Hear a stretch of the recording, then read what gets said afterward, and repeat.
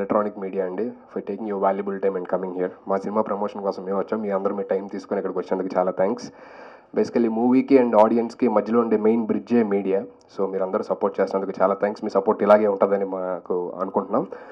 And coming to the movie, నేను నాకు సినిమాలో వచ్చిన మోసం జరిగిందండి. ఏంటంటే ధనరాజన్న ఫస్ట్ స్టోరీ తీసుకొచ్చి, అరే మంచి స్టోరీ ఉంది, అద్భుతంగా ఉన్నది, దానికి నిన్నే హీరోగా అనుకుంటా అంటే, అన్న నేను హీరో అప్పుడే నిన్న మొన్న జబర్దస్త్ చేసుకుంటూ వచ్చాను, నేను ఏదో నలుగురు ఫాలోయింగ్ అది ఇది అంటారు, దానికి నువ్వు అప్పుడే హీరో అంటే ఎలాగన్నా అని చెప్పానన్న. లేదురా నువ్వే కరెక్ట్, దీనికి నువ్వు హీరోలో ఉంటావు, నీ ఫేస్ కట్ అది ఇది ఒక రేంజ్లో చెప్పాడనమాట. నువ్వు ఒక ఓపెన్ చేస్తే షార్ట్ అది అబ్బా అయిపోయింది, ఇంకా సూపర్ అనుకున్నా. సరే అన్న చేద్దామని చెప్పానన్న. షూటింగ్ మొదలైంది, డేట్లు చెప్పారు, వెళ్ళాను. 2 షాట్లు చేసా, ఫస్ట్ చంపేశారు అక్కడ నన్ను. అంతే, స్టార్టింగ్ నుంచి 30 రోజులు 7లో అలా పడుకొని ఉండడం తప్ప ఏం లేదు.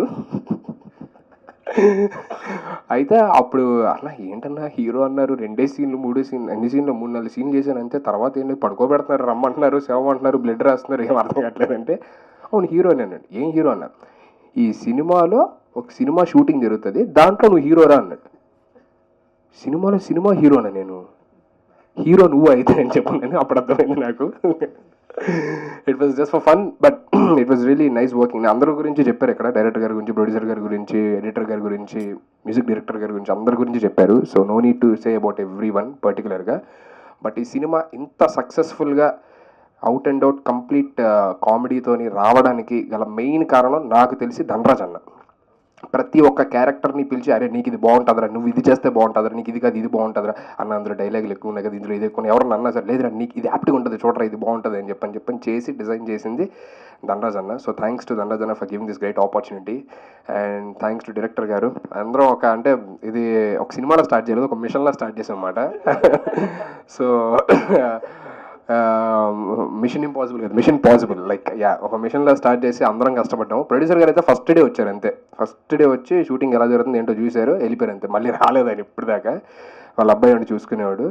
అండ్ శివ గారు అయితే అక్కడే డే అండ్ నైట్లో నాకు తెలియదు కానీ పొద్దు నుంచి ఎప్పుడు దాకా షూటింగ్ జరుగుతున్నా అక్కడే కూర్చోవడం, రష్ రావడం, చూడడం, అన్న ఇక ఇది షార్ట్ ఇక్కడ మిస్ అయింది, మళ్ళీ వదిలేద్దామని చెప్పను ఇక్కడ ఇది బాగుంటుందని చెప్పని ఆయన చెప్పడం. బోలే గారి గురించి అసలు చెప్పక్కర్లేదు, ఆయన ఏంటి అనేది ఆడియో ఫంక్షన్లోనే అది అర్థమైపోయింది అందరికీ.